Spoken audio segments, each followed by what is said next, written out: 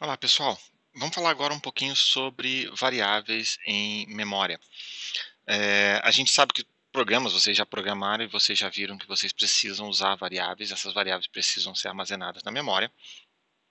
E normalmente quem faz isso para vocês é o compilador, exceto no dia que você decidiu programar em Assembly. Aí tudo ficou a seu cargo. Então, na hora que você começa a programar em Assembly, você precisa se preocupar onde vai ficar a sua variável. E aí começa a pensar, poxa, como é que eu organizo a minha memória?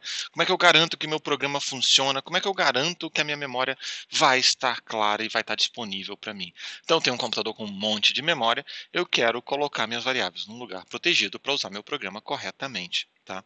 Então, quando a gente está programando em Assembly, a nossa tarefa é garantir espaço para cada variável, como no código que a gente fez no passado, que tinha aqueles dois vetores, 1 e 2. Tá? Isso costuma ser feito pelo compilador, nós não temos compilador aqui, é nossa tarefa fazer esse problema. Deixa eu pegar aqui do lado direito, nós temos o mapa da memória, e esse mapa aqui a gente começa com o endereço 0 lá em cima, o endereço 0xFFFFF lá no final. Tá? Apesar dos números não serem exatamente esses, é sempre bom pensar que a gente começa de um endereço baixo de memória e vai até algum endereço bem alto na memória. Tá? E aí a gente vai começar colocando o nosso programa. Então, o nosso programa começa no endereço mais baixo de memória. Tá? Às vezes, para quem quiser olhar, isso aqui também é chamado, o nosso programa é chamado de ponto text. Certo? Por razões históricas, isso aí é chamado de ponto text. Se você pegar um programa em binário, já compilado, montado, ele tem o seu código, todas as suas instruções já em binário, como uma seção de código, um trecho do seu código, certo? Um trecho do seu arquivo chamado ponto text. E ela é a primeira coisa que fica na memória. Tá? É interessante também que tem uma outra característica que de onde veio o seu programa, né? Seu programa não tem crise de consciência, mas ele certamente você talvez nesse momento esteja curioso para saber, poxa, de onde veio esse programa? Quem botou ele aqui, né? Então, quem vai colocar ele aí é normalmente um sistema operacional, ou se você pegou um sistema Bare OS, você algum sistema, alguma coisa colocou ele lá e o seu processador foi resetado, tá? Então, o que que nós temos aqui nesse momento é que alguém salta para dentro do seu programa. Normalmente um pedaço do sistema operacional, tá? Normalmente um pedaço do sistema operacional salta para dentro do seu programa, e esse pedaço que salta para dentro do seu programa é o que a gente faz o início do seu programa. E ele salta para a primeira instrução, parece bem conveniente para a gente que ele salte pela primeira instrução, mas isso não é necessário. O que acontece na prática é que o seu programa executável, sabe, aquele .exe do Windows, ou aquele programa geral lá que no Linux não tem sufixo, né? Esse seu programa ali, ele tem anotado nele, aquele arquivo lá, tem um lugar dele que fala, olha, salta para a instrução número tal. E pronto. Tá? Pode ser a primeira, pode ser a quinta, pode ser a milésima, não importa muito, mas está anotado nele. Então, seu compilador, seu montador vai e fala: eu vou gravar esse arquivo. Quando você trouxer esse arquivo para a memória, quando você quiser executar esse arquivo, salta para essa instrução. Então, não necessariamente é a primeira instrução, mas no nosso caso aqui, para todos os nossos efeitos aqui, isso não é tão relevante. A gente vai falar que nossos programas começam da primeira instrução, ou a primeira que vai ser executada, tá? Então o sistema operacional salta para alguma instrução do seu programa e a gente chama essa de primeira instrução. E estamos bem por enquanto. A gente tem que falar agora como é que a gente coloca variáveis. E existem dois tipos de variáveis, duas regiões de memória para isso, certo? E a gente vai trabalhar com elas aqui. A primeira região de memória é o heap e a segunda região de memória é a pilha. Tá? E o que acontece é que o nosso heap cresce do endereço baixo para o endereço alto. Ele normalmente começa logo depois do seu programa e ele vai colocar resultados de variáveis globais suas variáveis globais estarão por ali. Tá? Ele começa com elas e a gente vai pegar o resultado de mallocs ou alocação dinâmica, também vai aparecer dentro do heap. Tá? Já a sua pilha, ela começa de cima para baixo, ela começa no endereço máximo e ela vem decrementando. E aí tem uma característica interessante aqui, é que o último não pode ser F, né? A gente sabe, já está falando que os endereços de memórias todos têm que ser múltiplos de 4, né? Certo? Então esse cara aqui tem que ser um C, né? Tá? Então esse último endereço tem que ter um C. É claro, a última posição da pilha é 0xFFFFFFC. Tá? É claro que o último byte vai no FFFFFF, tá? E a pilha cresce de cima para baixo. Por que isso acontece? Isso acontece porque eu não sei quanto você vai ter de variável local e quanto você vai precisar de pilha. Então, ao invés de eu botar as duas coisas brigando por memória, o que a gente faz? Começa um num canto, outro no outro, e eles vão crescendo em direção ao meio. Eu posso ter um programa que tem muito RIP, pouca pilha, um programa que tem muita pilha, pouco RIP.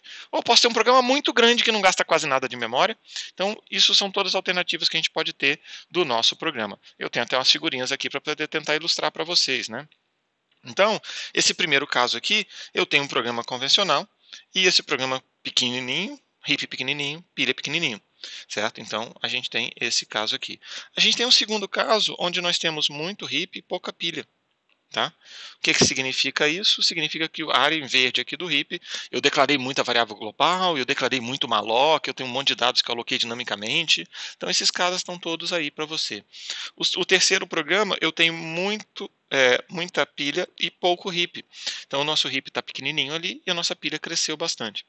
E o terceiro programa, simplesmente eu não tinha noção disso tudo, eu aloquei um monte de RIP de variável. E eu botei um monte de coisa na pilha. E aí teve o que a gente chama de estouro de pilha. O que significa isso? Significa que a nossa pilha cresceu tanto que ela sobrepôs o RIP. E aí, o que acontece? Eu tenho duas variáveis que foram mapeadas na mesma posição de memória e o nosso programa vai capotar. Nosso programa não vai rodar direito. Tá? Então, esse é um ponto bem importante para a gente. Se a gente tentar pegar aqui e voltar no nosso código, nós temos aqui, olha, que o nosso vetor ele é alocado como uma variável global, então ele vai estar na nossa pilha. Então esse é o nosso, desculpa, ele vai estar no nosso RIP, né? Eu apontei para o RIP e falei pilha, olha que coisa, desculpa. O vetor vai estar no nosso RIP. A gente não guardou nada na pilha aqui nesse código, então esse código nosso não faz uso da pilha, logo esse código não faz nada com a pilha para a gente, tá bom? Bom, mas a gente vai falar um pouquinho de pilha agora, né? Então a gente precisa pensar um pouco de pilha. E às vezes a gente vai enxergar a pilha crescendo, essa pilha nossa cresce de baixo para cima, porque eu desenhei aquele diagrama lá, né? Então nós temos um diagrama aqui onde a nossa pilha está crescendo nessa direção. Às vezes a gente vai ver um outro diagrama onde a pilha está crescendo na outra direção. Eu chamo sempre a atenção que a pilha cresce para endereços mais baixos, tá vendo? Então ela começa do endereço alto e ela cresce para o endereço baixo. Se a gente vai representar ela de baixo para cima na figura ou de cima para baixo na figura, tanto faz, mas a gente precisa ter a noção de que a pilha cresce para endereços mais baixos. Tá? Então é comum, às vezes, a gente pegar e falar, eu vou botar uma página extra aqui, certo? É comum a gente virar e colocar, desenhar uma pilha crescendo assim, tá? Crescendo para baixo. Tá? Por quê? Porque é intuitivo a gente pensar que eu tenho um endereço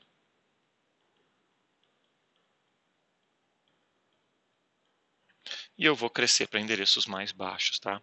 Então, às vezes vocês vão encontrar essa representação da pilha na nossa memória, vindo para baixo.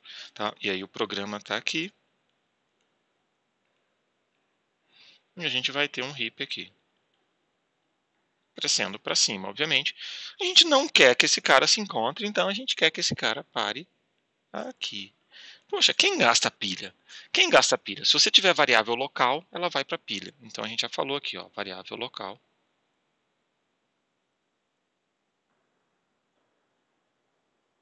Mas vocês lembram na aula passada que eu falei para vocês onde é que você vai guardar o R4 ao R14, toda vez que você chama uma função. Se você precisar, o seu R4 até o R14 terão que ir para a sua pilha. Tá? O que significa isso? Significa que a gente precisa usar o R4 e o R14 guardando-os na pilha. Tá?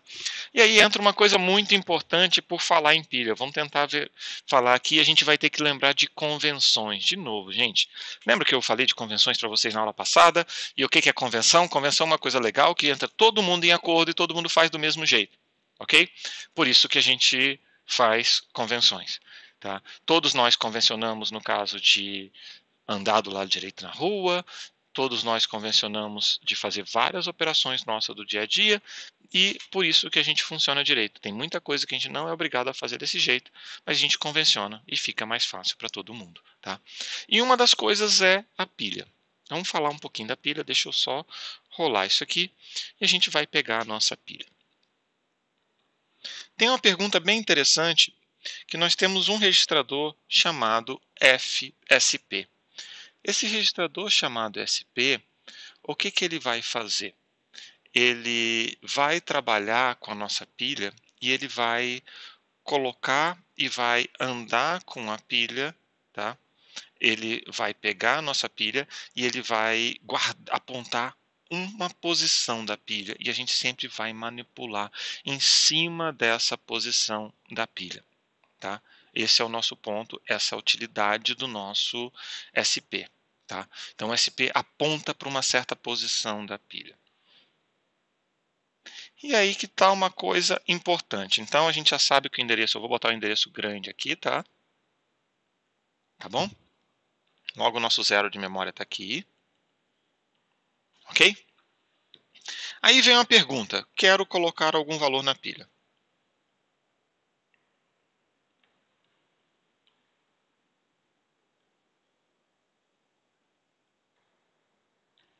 E aí o SP está apontando para essa posição aqui, certo? E você quer colocar um valor novo na pilha. Você vai colocar esse valor nessa posição ou você vai colocar o valor na próxima posição?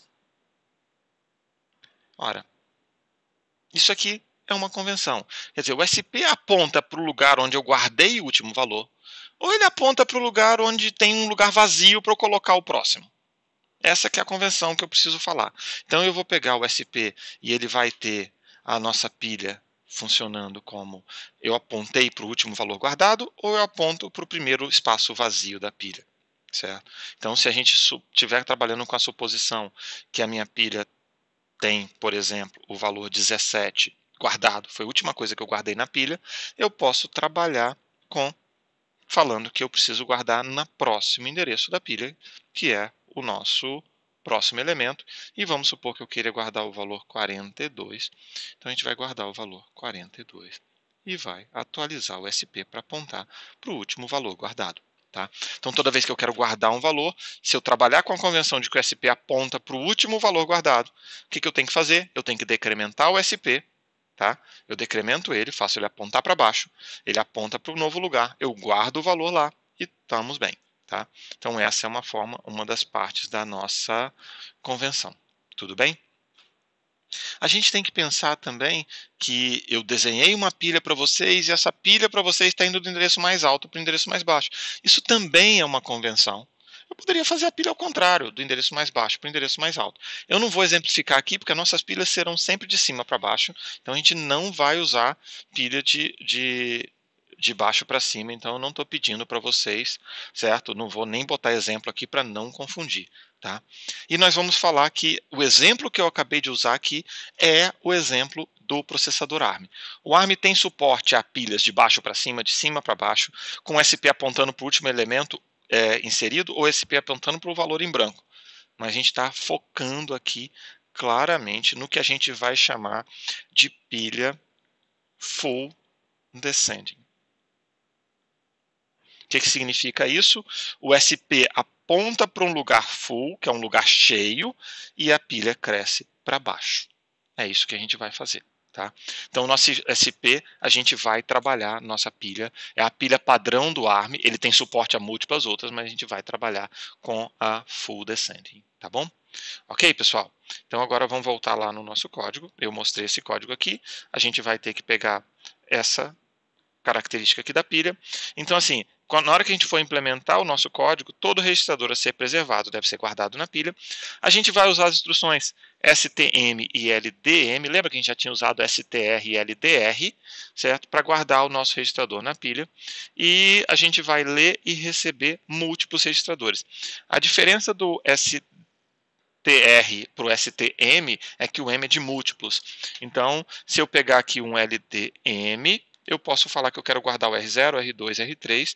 Observa que não é um bom exemplo, né? A gente normalmente quer guardar o R4, R5, R6, o 0, 1, 2, 3, a gente normalmente não quer guardar lá, tá bom?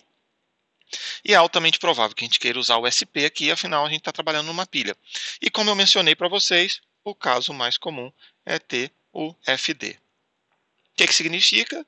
Pragmaticamente, LDMFD SP, vírgula. Vamos supor que eu queira usar o R4, R5, R6 e R7. Pronto. Eu leia esse cara da memória, mas na realidade a gente tem que lembrar que a gente sempre começa escrevendo ele na memória, STMFD. Então, no início do nosso código, no início da nossa função, o que a gente faz? Guarda os registradores na pilha. Agora, na minha função, eu posso usar o R4, 5, 6 e 7. E na sequência, quando eu chegar lá no final da minha função, antes de retornar, eu dou um LDM, R4, R5, R6, R7. E a gente conseguiu garantir que o nosso código esteja completamente funcional. Tá bom? Esse é o nosso modelo. Deixa eu mostrar um exemplo para vocês. Então, a primeira coisa importante aqui é que, só para facilitar o nosso desenho, suponha que Rx igual a 10x, então a gente está falando que o meu R7 tem valor 70, o R8 tem valor 80, o R9 tem valor 90, e assim sucessivamente. O nosso R13, que é o nosso SP, o R13 é o SP, ele vai ter o valor 144, então o SP inicial está apontando aqui para o nosso 144, que eu vou ter que trocar essa cor azul aqui para uma cor vermelha, para vocês verem. Tá? A gente já sabe que ele está apontando aqui, então ele tinha um valor 17, então eu não estou mexendo nesse valor 17. O nosso SP aponta para o lugar onde tinha o último valor que foi guardado na pilha. Tá? Ok? E agora a gente vai rodar a instrução stmfd do R13, observa a exclamação, tá? A gente vai falar dela daqui a pouquinho. Eu vou guardar o R13 e a gente vai colocar o R4, R5, R6, R7. Lembrando que pela nossa convenção ali em cima, R4 tem valor 40, R5 valor 50, 50, R6 valor 60, R7 valor 70, que é exatamente o que a gente está falando, 40, 50, 60, 70. E o nosso SP, a gente quer que ele seja atualizado, e por isso que a gente tem a exclamação aqui. A exclamação fala, atualiza o SP de acordo com o que você fez com ele lá. Então eu coloquei uma exclamação aqui, significa que o SP tinha o valor 144, ele foi decrementado 4 vezes, então veio 140, 136, 132, 128, então o SP termina com o valor 128 nesse caso. Depois disso eu posso usar os registradores R4, 5, 6 e 7 do jeito que eu quiser, e a gente vai ao final da nossa função, e a gente vai fazer o quê? LDFD, LDMFD, R13 com a exclamação, porque afinal eu quero atualizar o valor de pilha, e eu vou trazer R4, 5, 6, 7, quer dizer, eu vou escrever, nesse caso aqui está errado isso aqui, eu tenho que botar um tracinho, R4 até o R7, eu poderia escrever R4, R5, R6 e R7, ou a gente escreve da forma compacta, R4 até R7, tá? Como a gente já tinha escrito aqui em cima. E com isso, o que a gente vai fazer? Esses caras aqui todos, o SP passa a apontar de volta aqui para baixo e a gente resolve o nosso código aqui desse momento. Tá bom, pessoal? É isso que a gente tinha que falar com vocês sobre pilha. Agora eu vou dar um exemplo para vocês, um trecho de código, que é o nosso projeto dessa semana. E é um exercício para vocês que vocês vão ter que fazer lá. E a gente está falando o seguinte, dado um vetor de pontos, onde cada um é representado pelas coordenadas x e y, encontre o retângulo que contém todos os pontos do vetor, suponha coordenadas inteiras, não pode ter pontos na borda do retângulo, represente o retângulo através de 2 pontos vermelhos da figura, inferior esquerdo e superior direito. Tá? Então, o que significa isso? Significa que você vai receber esses pontos em preto da figura aqui, e você tem que achar os pontos vermelhos dos dois cantos da figura. Você precisa criar as funções ajusta a borda inferior esquerda e ajusta a borda superior direita, que recebe o ponto atual, que é a borda, em vermelho, e um ponto, certo? Qualquer, e atualiza a própria borda. Chame as duas funções para cada um dos pontos. Então você vai ter um código seu, que é a função que você vai definir, e ele vai chamar ajusta a borda inferior esquerda, ajusta a borda superior direita, para cada um desses códigos. Vamos relembrar aqui, só para dar alguns esclarecimentos para vocês. Na hora que você receber este pontinho aqui, eu escolhi um ponto do meio, se você pensar ajusta a borda inferior esquerda, o que ele vai fazer? Ele vai ter que arrumar uma borda aqui, já que esse é o primeiro ponto. Se você pedir a borda superior direita, ele começa e faz esse ponto aqui. Esse ponto é mais um para a direita, mais um para cima, menos um para a esquerda, no caso, menos um para baixo. Então, assim, eu tenho um ponto imediatamente acima, imediatamente abaixo, apesar de eu não ter feito ele bem alinhado. Mas é isso aqui. Suponha que o segundo ponto que você passou é esse. O que acontece? Eu já tenho meus dois pontos vermelhos, certo? O superior direito e o inferior esquerdo. Tá? O que eu preciso fazer? Se a gente passar esse segundo ponto com o ponto vermelho superior direito, o ponto superior direito fica igual, mas se eu passar com o ponto inferior esquerdo, a gente vai mover o ponto inferior esquerdo para cá. Tá? Observe que eu estou passando numa ordem arbitrária, só para poder facilitar o exemplo de vocês. Agora suponha que eu passe esse ponto aqui para vocês. Ok? O que vai acontecer?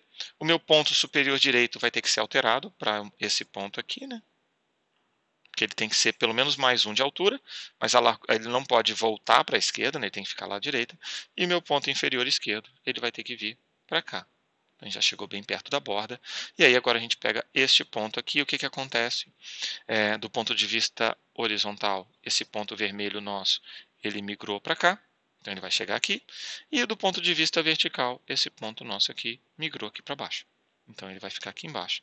E com isso a gente varreu nossos 4 pontos. Eu varri numa ordem que facilitava para explicar para vocês. Essa ordem não é relevante nesse caso. Você vai receber um vetor desses elementos. Eu vou botar mais detalhes sobre como você vai receber o vetor na página da disciplina. Mas pragmaticamente o que você vai receber é um monte de x, y, x, y, x, y. Então você vai receber um vetor seu, o seu v, né, como primeiro parâmetro, e ele vai ter na primeira posição dele o x, na segunda posição o x0 na primeira posição, na segunda posição y0, terceira posição x1, quarta posição y1, e aí sucessivamente. E ele vai receber também um segundo parâmetro, que é o R1, que vai ter o n, que é o tamanho do seu vetor. Lembrando que o seu vetor tem 2 pontos em cada um. Então, se eu falar que o seu vetor tem 10, ele tem 10 pares de elementos, tá bom? Ok, pessoal? É isso que a gente vai fazer aqui. E deixa eu mostrar uma coisa para vocês que ajuda quando você estiver consultando as coisas. Tá? O que nós temos aqui é a nossa tabelinha, que é o nosso resumão do ARM até o momento. Então, nós temos várias instruções aqui do lado esquerdo, nós temos as condições aqui no meio, tá bom?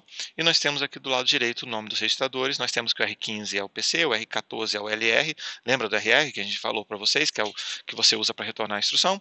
Nós temos o R13 aqui, nós temos a instrução de salto, que é o nosso B, chamada de função, que é o BL, posso botar a condição lá se quiser, retornar de função é move PCLR, ler da memória LDR, escrever na memória STR, lembrando que a gente tem a questão do LDM e o STM, que serve para múltiplas instruções também. Ok, pessoal? É isso que eu tinha para falar com vocês. E claro, tem uma constante aqui no final, tá bom? Ok? É o que eu tinha para falar com vocês. Então, vamos encerrar aqui. Aqui a gente encerra a nossa semana. Obrigado, tá?